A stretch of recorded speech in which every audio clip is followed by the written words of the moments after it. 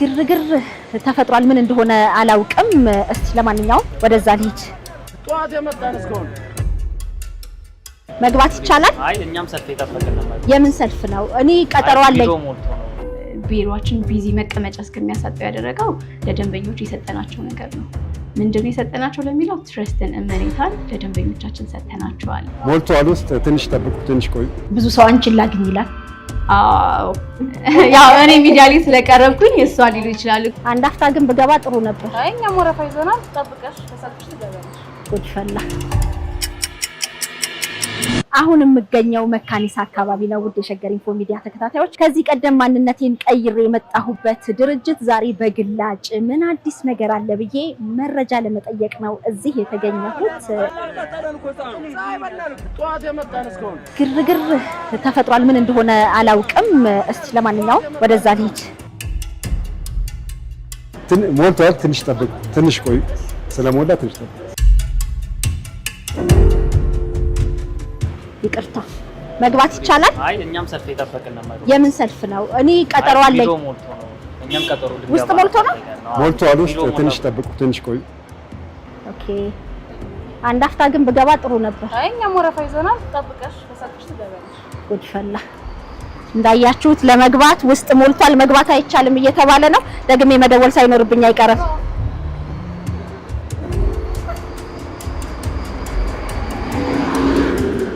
ቁመቴም አጭር ነው ሰው እንዲያይ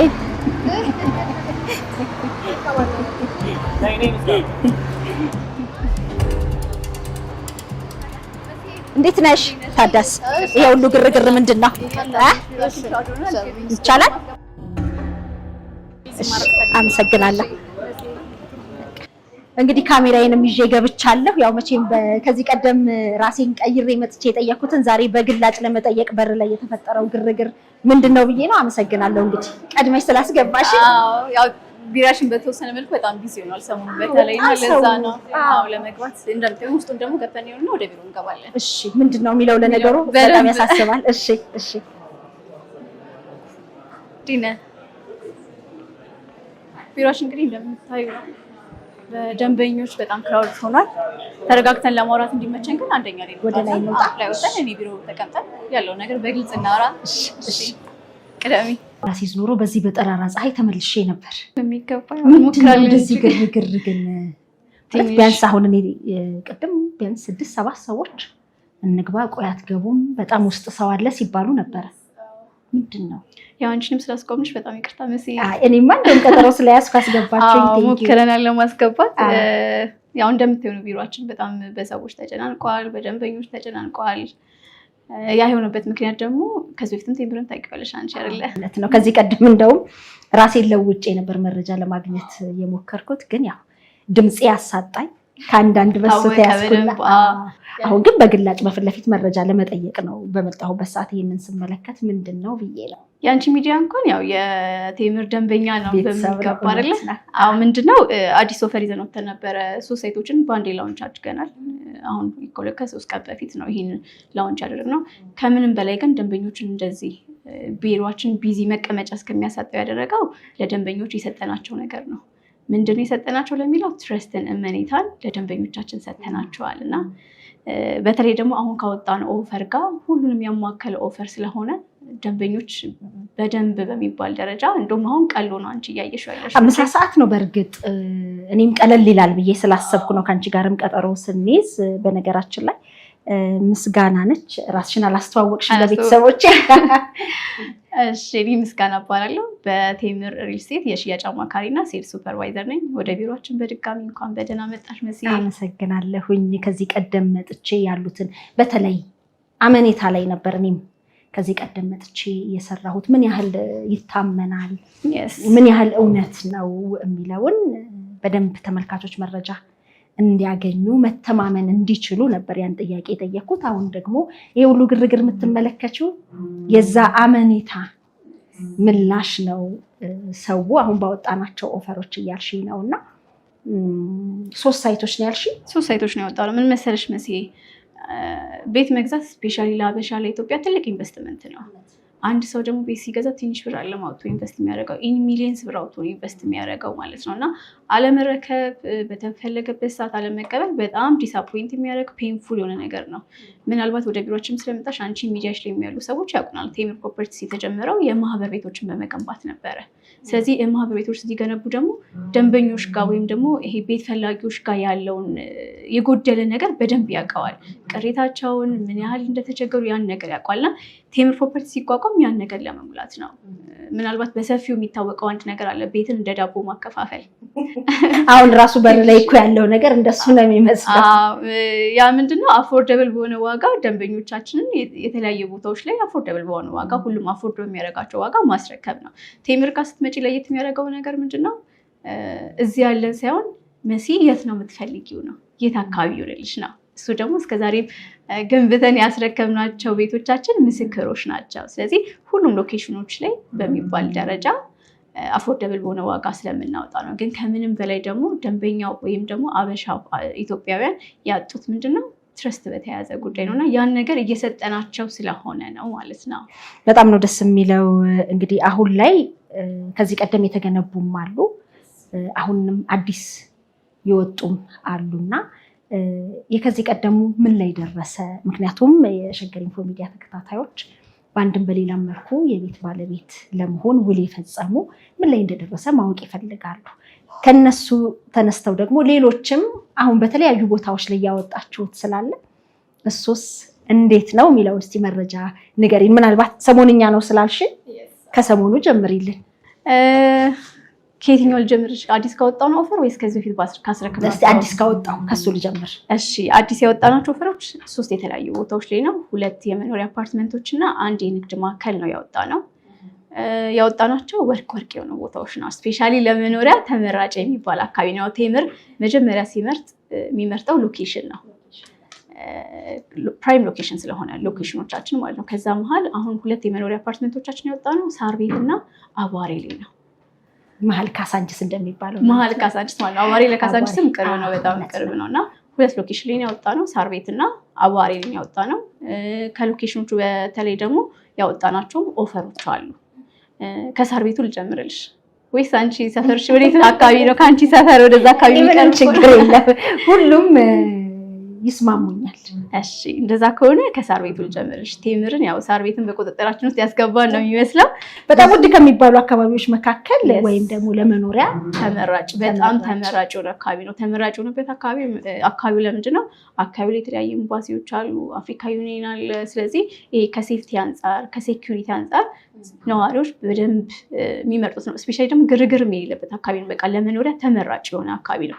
ሲቀጥል ደግሞ ከሴፍቲ አንጻርም በጣም ተመራጭ የሆነ ሎኬሽን በመሆኑ የተነሳ ማለት ነው።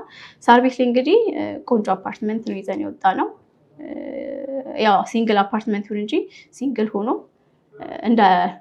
እንደ ኮምፓውንድ መጠቀም የምትችይው ነው። ከስንት እስከ ስንት ነው ካሬው? ማለት የስፋት መጠኑ ከባለ 1 እስከ ባለ 2 እና ባለ 3 መኝታ ክፍሎችን ይዘን የቀረብ ነው። ባለ 1 የለውም። ባለ 1 ሳር ቤት ላይ የለም። ባለ 2 እና ባለ 3 መኝታ ሰፋ ያለ ቤተሰብ ነው እንጂ ሳር ቤት ላይ መኖር ያለበት እንዴ። ሌላው ስለማከራየት እንደውም እኮ ትናንሽ ካሬዎች ይመረጥ የለ እንዴ እኮ። ስለዚህ ባለ 2 እና ባለ 3 መኝታ ክፍሎች ናቸው ይዘን የቀረበው። እዛ ላይ ምንድን ነው ያደረግነው? 3 አይነት አከፋፈል ይዘን የመጣ ነው። ያው አብዛኛው ሰው ወይም ደግሞ ብዙ ቦታ እንደሚታወቀው ቅድመ ክፍያ ተከፍሎ ቀሪውን በግንባታ ሂደት የሚከፈለው አለ። እኛ ጋር ቴምር ጋር ስትመጪ አብዛኛው ደንበኞች ተወዳጅ የሚያደርጉ አከፋፈላችን ምንድነው? ዲስካውንታችን ነው። ትልቅ ዲስካውንት ነው የምናወጣው። አሁን ምን አይነት አከፋፈል? 3 አይነት አከፋፈል ብዬሻለሁ። ከ3 አይነት አከፋፈል የመጀመሪያው ምንድነው? 100% ለሚከፍሉ ደንበኞቻችን 35% እውነተኛ ቅናሽ እናደርጋለን። ስለዚህ ደንበኞች የሚገዙት በ65% ይሆናል መኖሪያ አፓርትመንታቸውን ማለት ነው። አሁን ሳይልሽ የባለ 2 መኝታ ክፍሉ 8,900,000 ብር አለን። እንደየካሬያቸው የተለያየ ካሬ አማራጮች አሉን። እኔ አሁን የአንደኛውን ነው የምነግርሽ። ባለ 2 መኝታ ክፍል 8,900,000 ብር አለ። ደንበኛውን ይሄንን 100% ልክፈል እና 35%ቱን ዲስካውንት ላግኝ የሚል ከሆነ በ5,791,000 ብር ጠቅላላ ክፍያ መግዛት ይችላል ማለት ነው። ከዛ ከስንት ካሬ ነው? ለምሳሌ 81 ካሬ ነው። ባለ 2 መኝታ ክፍል በቂ በሚባል ደረጃ ነው ያለው።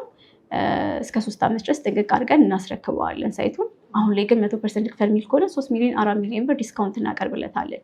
የባለ 3 መኝታ ክፍሉን ደግሞ አሁን እንደ ኤግዛምፕል ብሰጥሽ 139 ካሬ አለን። 15 ሚሊዮን 200 ሺህ ብር አካባቢ ነው ጠቅላላ ክፍያው የነበረው ማለት ነው። አንድ ደንበኛ ግን 100% ልክፈል የሚል ከሆነ 9 ሚሊዮን 900 ሺህ ብር አካባቢ እናደርግለታለን። የ5 የ6 ሚሊዮን ብር ዲስካውንት ከአንድ ቤት ላይ እናቀርብለታለን ማለት ነው። በጣም ትልቅ ዲስካውንት ነው። ያው ታይም ቫልዩ ኦፍ መኒ የሚባለውን ነገር ነው። ስለዚህ ደንበኞቻችን እነዚህን ብሮች አሁን ላይ ቀድመው የሚከፍሉን ከሆነ ከነሱ ምንም አይነት ቀጣይ ፔመንት ሳንጠብቅ ቤቱን እናስረክባለን ማለት ነው። ስለዚህ 35% እውነተኛ ቅናሽ ያገኛሉ ማለት ነው። ይሄን የሰሙ ተወዳጅ ያደረገውም አንደኛው ኦፈሩንም ቢሮንም ቢዚ እያደረገው ያለው ይሄ ነው። ምክንያቱም 100% በሚከፍሉበት 2-3 ቤት መግዛት ይችላሉ ማለት ነው በዲስካውንት። ስፔሻሊ አሁን ሳር ቤት ላይ በ5 ሚሊዮን 700 ሺህ ብር እኔ እንጃ አይደለ? እውነት ነው። ከከተማ ወይም ከይሄ መሀል ከተማ ከሚባሉ ወጣ ብለን እንኳን ኮንዶሚኒየም የማይገኝበት ዋጋ ነውና በ3 ዓመት የሚረከቡትን በ5 ሚሊዮን 700 ሺህ ብር አሁን ላይ ቢገዙ። ስለዚህ የግርግሩ ምክንያት አሁን ገባል። ሪተርን ኦን ኢንቨስትመንቱ ሳር ቤት ላይ ስንት ነው? በዶላር የሚከራይ አካባቢ ነው። $2,000-3,000 በላይ ነው አሁን ላይ ሬንታል ብቻ እየተከራይ ያለው እና ሪተርን ኦን ኢንቨስትመንቱ በጣም ከፍተኛ ነው የሳር ቤት። ስለዚህ ደንበኞቹ አሁን ላይ ይሄንን ብር እኛ ጋር ከፍለው አግሪመንት ከፈረሙ በኋላ የ4-5 ሚሊዮን ብር ዲስካውንት እያገኙ የቤት ባለቤት መሆን ይችላሉ ማለት ነው። ይሄ አንደኛው አከፋፈላችን ነው። ሁለተኛው አከፋፈላችን ደግሞ ያው በቅድመ ክፍያው ነው። 20% ቅድመ ክፍያውን ከፍለው ቀሪውን 80% በ3 ዓመት ካለምንም ወለድ ቀስ ብለው በግንባታ ሂደት በ15 ዙር ነው የሚከፍሉት። አብዛኛው ፔመንቶቻችን 20% ሴት ካረጉ በኋላ ቀጣይ ፔመንቶቻችን የሚሆነው 5% 10% ነው። አብዛኛው 5% ነው። ያ የሆነበት ምክንያት ምንድነው? ቅድም ሜንሽን እንዳደረግነው ነው። የትረስቱ ጉዳይ ደንበኞቻችን ጋር አለ አይደለ? ስለዚህ እያንዳንዱ ፔኒ የሆነ ሳንቲም መጥቶ በኮንስትራክሽን ሂደቱ ነው የምንከፍለው። ዲስካውንቱን አንፈልግም ለሚልም ደንበኛ 5% በሚከፍልበት ሰዓት እያየው ነው የሚከፍለው ማለት ነው። ስለዚህ ካልገነባን ያችንም 5% ስለማንጠይቅ ለ5%ን ብለን እንገነባለን ማለት ነው። ስለዚህ በግንባታ ሂደቱ ከኪሱ ነው ማለት ነው ወይም ከራሱ ነው ቴምር የሚገነባው? ቴምር አብዛኛው ፕሮጀክታችን ፋይናንሻሊ በጣም አሪፍ የሆነ ካምፓኒ ነው። ስለመናገር ሙሉ ለሙሉ ፎከስ አድርጎ የሚሰራው ሪል ስቴት ሴክተሩ ላይ ነው። ምንም አይነት ሳይድ ቢዝነስ የለውም። ፎከሱም ሁሉ ነገሩም ቴምር ሪል ስቴቱ ላይ ነው። ስለዚህ ፋይናንሻሊ በጣም አሪፍ የሆነ ካምፓኒ ነው ማለት ነው። ስለዚህ እዚህ ጋር ሜንሽን ያደረግኩሽ ምንድነው በግንባታ ሂደት ነው ስንልሽ አብዛኛው ሰው የሚጠይቀው በኢትዮጵያ ብር ነው አግሪመንታችን። ኦፍ ኮርስ ግን በኢትዮጵያ አግሪመንት ስንል ምንድነው ምንም አይነት የዋጋ ጭማሪ ብረት ጨመረ፣ ሲሚንቶ ጨመረ፣ ብረት ጨመረ ብለን የምናስጨምረው ከደንበኛው ምንም አይነት ብር የለም ማለት ነው። በዚህ እስኪረከብ ድረስ ባለው እስካሌሽን የሚባል ነገር ቴምር ፕሮፐርቲስ ላይ የለም። ስለዚህ እኛውን በ3 ዓመት ያለውን ፕሮጀክት 5 ዓመት እንኳን ደንበኛው ፈርቶ 5 ዓመት ይገፉታል ቢል እንኳን በመሀል የዋጋ ጭማሪ ደንበኛውን አናስከፍለው ማለት የ2 ዓመቱ የዋጋ እስካሌሽን ማን ነው የሚጎዳው? ካምፓኒውን እኛን ነው የሚጎዳ። ስለዚህ ሰርቶ ማስረከቡ ለራሱ ነው የግዴታ ውዴታ ነው ቴምር ላይ ለራሳችን ብለን ማለት ነው። ሶስተኛ አከፋፈላችን ስንመጣ ደግሞ እንደ ቅድመ ክፍያው ነው። ቅድመ ክፍያውን ከ30% ጀምሮ 20% ነው ብዬሻለሁ አይደል? 10% ጨምሮ 30% ጀምሮ ለሚከፍሉ ደንበኞች የ15% ቅናሽ እናደርግላቸዋለን ከከፈሉት ላይ ማለት ነው። ስለዚህ እንደየአቅማቸው ዲስካውንቶችንም አቅርበንላቸዋለን ደንበኞቻችን ማለት ነው። አሁን ይሄ ነገርኩሽ ኤግዛምፕል የሰጠውሽ የሳር ቤቱን ነው ማለት ነው። ወደ አዋሬ ስንሄድ ደግሞ 2 ብሎክ ነው እያስገነባ የምንገኘው። አዋሬ እኔ እንኳን አሁን በደንብ ማወቅ የጀመርኩት ከሳይቱ ጋር በተያያዘ ነው። አዋሬ ሳይቱን ማለት ነው የዛን ሰፈር አታውቂውም ማለት ነው? ብዙም አላውቀውም ነበር። አሁን በሳይቱ ግን ስመላለስ አዋሬ እንደዚህ አምሮባታል እንዴ ነው ያልኩት። የሚገኘው ሳይታችን የቱ ጋር መሰለሽ? ከቤተ መንግስት ወደ አዋሬ አደባባይ የሚሄጃው መንገድ ላይ ነው የሚገኘው። የድሮ ገበያው አካባቢ ወደዛው አካባቢ ነው የሚገኘው። ወደ አደባባዩ ጋር ሳትጠጊ ማለት ነው። በጣም ተመራጭ የሆነ አካባቢ ነው። ለኢንተርናሽናል ሆቴሎች አካባቢ ላይ ያለ እነ ሸራተን እነ ሂልተን አሉ እና ወኪንግ ዲስታንስ ነው ለኢንተርናሽናል ሆቴሎች። ትምህርት ቤቶች አሉ፣ ኢንተርናሽናል የሆኑ ትምህርት ቤቶች። ነባር የሆነ ሰፈር ነው፣ ለቤተ መንግስቱ ቅርብ ነው፣ በጣም ቅርብ ነው። ለኤምባሲዎችም አካባቢ ላይ ወደ ቤላ አካባቢ የመሳሰሉት ላይ ማለት ነው። ወዴት ምን አካባቢ እንሂድም ለሚል ደንበኛ ለሜክሲኮም፣ ለ4 ኪሎም፣ ለፒያሳም፣ ለሴቶች አደባባይም፣ ካሳንችስም በጣም ሴንተር እና ወኪንግ ዲስታንስ የሚባል ነው እና በጣም አሪፍ የሆነ አካባቢ ነው አዋሬ። እዛ ላይ 2 ብሎኮች ነው የምናስገነባው። ከስንት እስከ ስንት ካሬ አማራጭ አለ? እዛ ጋር ባለ 1 እና ባለ 3 መኝታ ክፍሎች ናቸው ያሉን። እዛ ጋር ባለ 2 እና ባለ 3 ብዬሻለሁ ሳር ቤት ላይ። እዚህ ላይ ደግሞ ባለ 1 እና ባለ 3 መኝታ ክፍሎች ብዬሻለሁ። ከ78 ካሬ ጀምሮ ነው አዋሬ ላይ እየሸጥን የምንገኘው። ቅድም ሳር ቤት ላይ የጠቀስኩሽ ኦፈሮች አሉ አለ 3 አከፋፈል መንገዶች አሉን ያልኩሽ ማለት ነው። በተመሳሳይ መልኩ እዚህ አዋሬ ላይም እነዚህ አከፋፈሎች አሉን ማለት ነው። አሁን የባለ አንድ መኝታ ክፍሉን ብሰራለሽ 8,300,000 ብር ነው ጠቅላላ ክፍያ 78 ካሬ ማለት ነው። ባለ አንድ ነው፣ ሰፊ ነው። ከፈለገ ደንበኛ ባለ ሁለትም ተደርጎ ይሰራልኝ ማለት ይችላል። ስለዚህ 8,300,000 ብር ነው። 100% ልክፈል ለሚል ደንበኛ 5,400,000 ብር ይሆናል ማለት ነው። ኦልሞስት ከ3 እና ከ4 ሚሊዮን ብር በላይ ከፍ ያለ ዲስካውንት ነው። አለበዛ ደግሞ በቅድመ ክፍያው በ20% መስተናገድ ይችላል። የ8 ሚሊዮንን 20% ከፍሎ ማለት ነው። ባለ 3 መኝታ ክፍልን ብናይ አሁን 117 ካሬ እንደ ኤግዛምፕል ልስጥሽና 117 ካሬ ያለን ጠቅላላ ክፍያ ወደ 12,500,000 ብር አካባቢ ነው። በካሬ ይቀንሳል ማለት ነው። በተወሰነ መልኩ ከሳር ቤት በሳር ቤት ያው ከሳር ቤት ጋር ትንሽ የካሬ ልዩነት አለው። 100% ለሚከፍል ደንበኛ እዚህ ጋር 12,500,000 ያልኩሽ ወደ 8 ሚሊዮን ብር አካባቢ ይጠጋል ማለት ነው። 3 መኝታው ማለት ነው። ስለዚህ የ3-4 ሚሊዮን ብር ዲስካውንቶችን በትንሹ እያቀረብን እንገኛለን። ማለት ትልቅ የሚባል ዲስካውንቶች ነው ለደንበኞቻችን። እውነት ነው። ከቦታውም አንጻር ካለውም እንግዲህ 35% ቅናሽ ተደርጎ ባለ 3 መኝታ 8 ሚሊዮን ብር ከሆነ አይገመትም፣ አይገመትም። በትክክል ይሄ ተግባራዊ ሆኖ ሲረከቡ ደግሞ ደስታው ምን ያህል እንደሚሆን በደንብ ምንም ጥያቄ የለውም። አሁን ስለዚህ ካነሳን አይቀር ቅድም ምን ላይ ደረሱ ያልሽኝ ጥያቄ አለና አሁን ከዚህ ኦፈር ጋር ተያይዞ ያወጣናቸው ሳይቶች ነበሩ። ምናልባት አንቺ ሚዲያው ላይ ስትመጪ ያ ኦፈር ከነበር አላውቅም። የዛሬ ዓመት መስከረም አካባቢ ያወጣን ኦፈር ነበር። ቴምር ፕሮፐርቲስ ወደ ፕሮሞሽን ገብተን አናውቅም።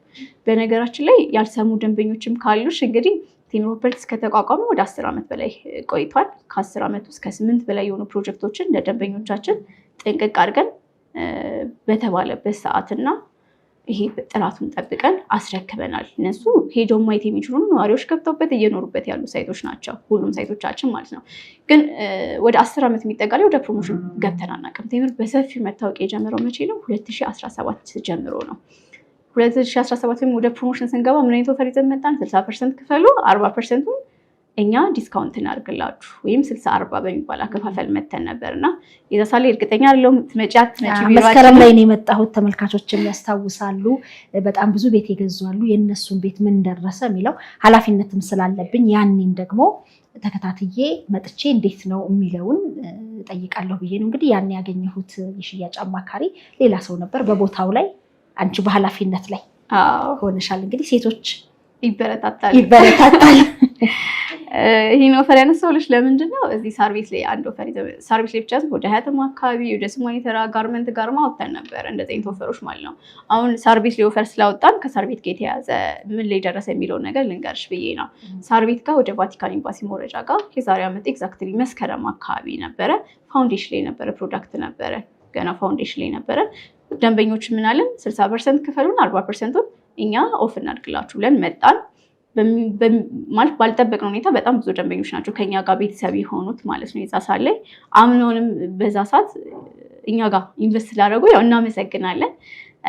አሁን ፕሮግረሱ በሚገርምሽ ሁኔታ G+10 ነው ብዬሻለሁ። በ3 ዓመት ብናስረክበው ፕሮጀክት ብለን የተነሳ ነው። በአንድ ዓመት ውስጥ 20ኛ ስላብ ሰርተን ጨርሰናል። ከስር ደግሞ የፓርቲሽን ስራዎች ኦልሞስት እየተጠናቀቁ ይገኛሉ። ወደ 10ኛ ላይ የፓርቲሽን ስራዎች ደርሰዋል ማለት ነው። ስለዚህ 2 ዓመት 3 ዓመት ያልነውን አንድ ዓመት ጊዜ ውስጥ ከግማሽ በላይ 60% 70% በላይ የሆነውን ኮንስትራክሽን በሚገባ ሰርተነዋል ማለት ነው። ሄደር ሳይቱን ብታዩ እንኳን የስላቡ ጥራት፣ ቲክነሱ፣ ኤቭሪቲንግ በጣም ደንበኞች እንዲወዱት ያደረገው ነገር ነው። ቴምር ላይ የሚገርምሽ ነገር እኛ እንደውም አብዛኛው ኢትዮጵያ ስለሆነ ነው እንጂ ዴሊቨሪ መጠየቅ የለበትም። የኛ ግዴታ ነው። እስከ ሸጥን ድረስ ማድረስ ግዴታችን ነው። ደንበኛ ወደ ቢሮአችን ሲመጣ መጠየቅ የምንፈልገው ነገር ምንድነው? የግንባታ ጥራት እንዴት ነው? በምን አይነት ማቴሪያል ነው የምትሰሩት? ምን አይነት ማንፓወር ነው የምትጠቀሙት? የሚል ጥያቄ ነው እንደውም ከደንበኞች ኤክስፔክት የምናደርገው። ያው ከዚህ ቀደም የትረስት ጉዳይ ብዙ ነገር ኢትዮጵያ ላይ ጎዶሎ ነገር አለ ትረስት ጋር እና ግዴታችን ነው መገንባት ግዴታችን ነው። ጥራቱ ነው እንደውም ደንበኛ እንደውም አብዛኛው ደንበኛ የሚሆን እንዴትም ስሩት ቤቱን አስረክቡኝ ብቻ ነው የሚለው። ግን ደግሞ በጥራት መስራት ግድ ነው። እኛ ዴሊቨሪ ታይሙን ያለፍነው ነገር ነው፣ ግዴታችን ብለን የምናስቀምጠው ነገር ነው። እየሰራን ያለው ነው ምን ላይ ነው? የግንባታ ጥራቱ ላይ ነው። በምን አይነት መልኩ ነው የግንባታ ጥራት? ኮንክሪት ኢትዮጵያ ላይ ደረጃ 1 ከሚባል ኮንክሪት ጋር ነው አብረን የምንሰራው።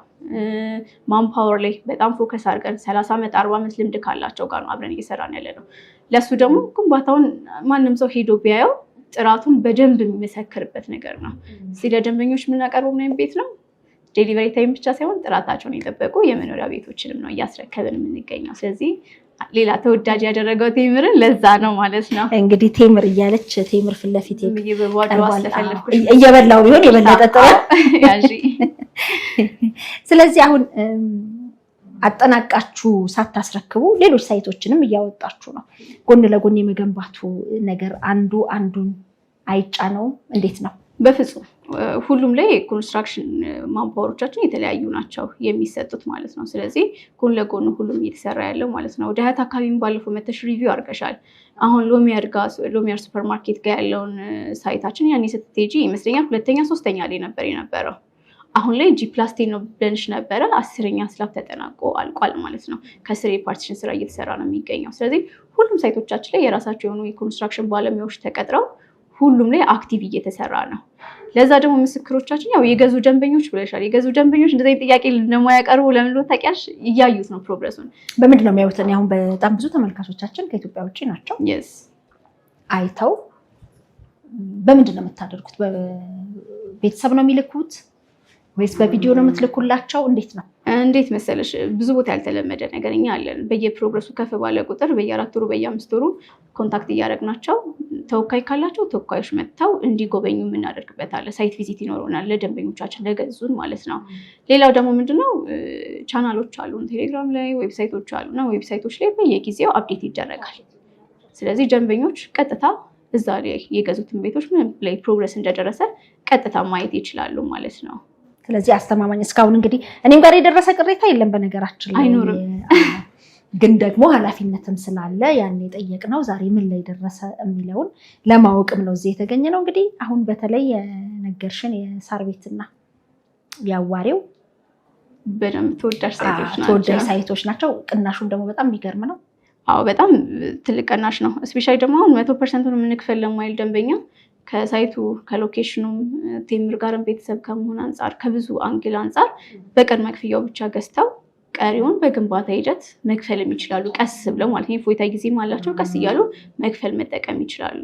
ስለዚህ ይሄኛው ኦፈር የወጣው 100% ለሚከፍሉ ብቻ ሳይሆን በአከፋፈልም ለሚከፍሉ ይችላሉ። ስለዚህ ያለፈውም ምን ላይ ደረሰ ብቻ ሳይሆን አሁን እጃችንም ላይ ይሄ አለ እያልሽ በጣም የሚቀራርሙ ቦታዎችን ነው እየነገርሽን ያለሹ። የሸገር ኢንፎ ሚዲያ ተከታታዮችም በደንብ የዚህ ነገር ተጠቃሚ እንደሚሆኑ አምናለሁኝ። ከዚህ ቀደምም የቤት ባለቤት የሆኑ ምን ላይ ደረሰ ለሚለው በቂ መረጃ ያገኛሉ ማለት ነው። መቼም አሁን ላይ በቀላሉ ራሳቸው እንደ በፊት ግዴታ እዚህ ወኪል ወይ ቤተሰብ ይኖር ተብሎ አይጠበቅም አይደለ? እስቲ ስለሱ ደግመሽ ንገሪ። ውጭ ያሉ ደንበኞቻችን ተወካይም ባይኖራቸው ሙሉ መረጃ ከሽያጭ ሰራተኞቻችን ወስደው አግሪመንቶችን በዲኤችኤል መፈጸም እንችላለን ማለት ነው። በዲኤችኤል ልከንላቸው የቤት ባለቤት መሆን ይችላሉ። እዚህ ተወካይ ባይኖራቸውም ያን ያህል ችግር የለውም። ቀጥታ አሁንም ደግሞ የውጭ ሀገር ዜግነት ያለውን ሰው ባለቤት መሆን የሚችልበት ህጎች እየወጡ ነው። ስለዚህ ያው ነገሮች እየቀለለ እየመጣ ነው። ኢትዮጵያ ላይ የቤት ባለቤት ለመሆን እንደ ዘንድሮ ቀለው ማያውቅም። እንግዲህ በተባለበት ጊዜ ተጠናቆ ደግሞ የበለጠ ተረክበው እኔ አሁን እሱን ነው የምናፍቀው።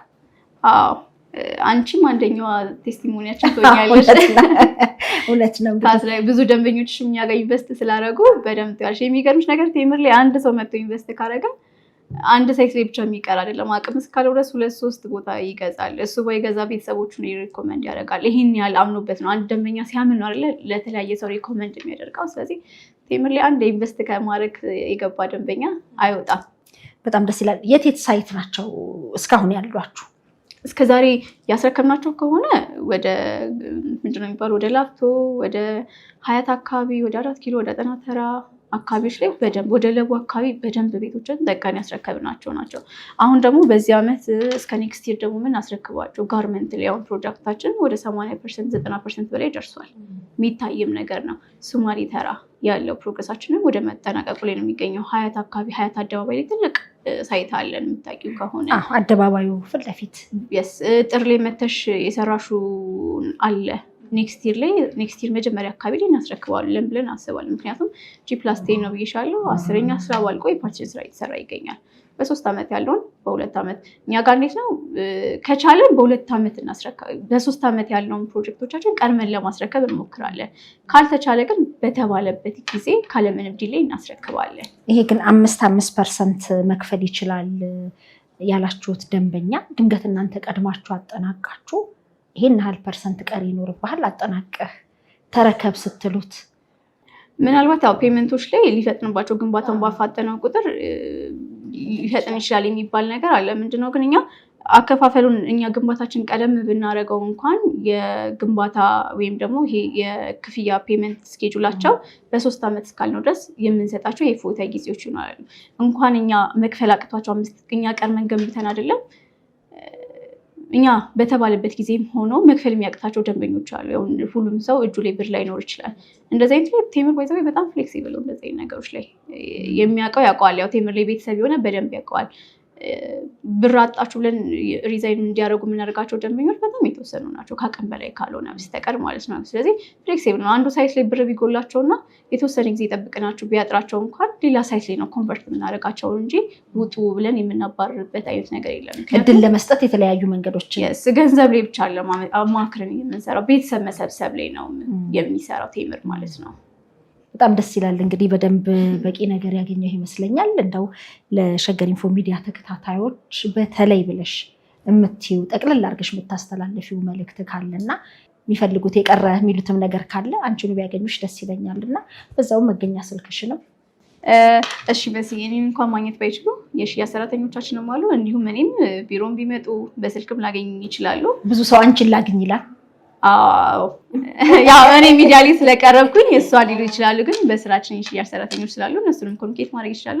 ማንም ሰው ግን ቢሮአችን ከመጣ እኔም በአካል ማግኘት ይችላል። ስልኮቻችንን ደግሞ በዋትስአፕ በቴሌግራም እንዲሁም በቀጥታ ስልክ ማግኘት ይችላሉ። እሱን ደግሞ እናስቀምጥላቸዋለን ለደንበኞቻችን ማለት ነው። ዋናው በቴምር የቤት ባለቤት ለመሆን አሁን በወጡ ኦፈሮች ባለሙያም ሌላም ማግኘት ይችላሉ። እንግዲህ የመኖሪያ አፓርትመንት ብቻ ሳይሆን የንግድ ሱቆችን ብለሽኝ ነበር።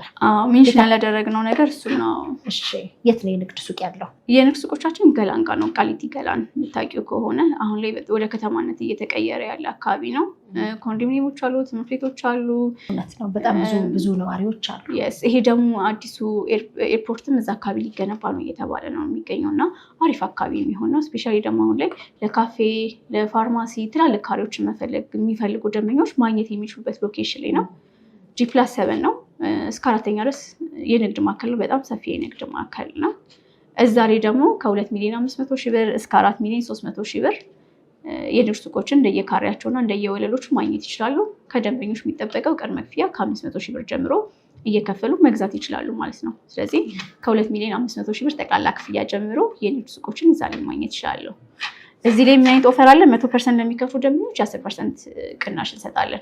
2.5 ሚሊዮን ብር ከከፈለ 100% ክፈል የሚል ደንበኛ ካለ 10% ቅናሽ እንሰጣለን። አለበዛ በቅድመ ክፍያው 500,000 ብር ከፍለው ቀሪውን እንደ መኖሪያ ቤቶቹ በግንባታ ሂደት የሚከፍሉት ይሆናል ማለት ነው። እንግዲህ በጣም ብዙ አማራጮችን ይዛችሁን የመጣችሁት። ፒያሳ ላይ ነበር የንግድ ሱቅ በደንብ የምንታወቀው። ደግሞ ገባ ብለን ወደ ገላን ሁሉንም ተደራሽ ለማድረግ ገብተናል። በጣም ደስ ይላል። እንግዲህ በንግድ ሱቆቹም በመኖሪያ አፓርትመንቶቹም እንግዲህ ማነው ባለድል በሚገባ የሚያሰኝ ነው። ይሄ ኦፈርም ለተወሰነ ጊዜ ነው። አሁን ደንበኛ በጣም ቢዚ እያደረገ ያለው እኛም እየተቸገርንበት የመጣው ምንድነው ኦፈር እንወጣለን። አክቹሊ ግን ኦፈሩ ከማለቁ በፊት ነው ቤቶቻችንን ጨርሰን የምንወጣው።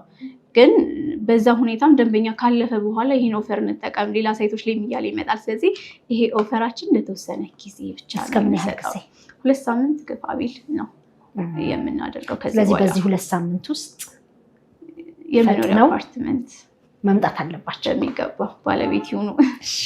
በጣም አመሰግናለሁ። እግዚአብሔር ያክብርልን። እንግዲህ ከግርግሩም ወሰድ አድርገሽ ወደዚህ ስላስገባሽኝ እንዲሁም ደግሞ ለተመልካቾች ይህንን መረጃ ስለሰጠሽ እጅግ በጣም ከልብ አመሰግናለሁ። እኔ መሲ በጣም አመሰግናለሁ። ያው የደንበኞችሽ ጉዳይ ነው ብለሽ ምን ላይ ደረሰ የሚለውን ነገር ለማጥናት ወደ ቢሮአችን ስለመጣሽ በጣም ደስ ብሎኛል። በጣም አመሰግናለሁ። እግዚአብሔር ያክብርልን።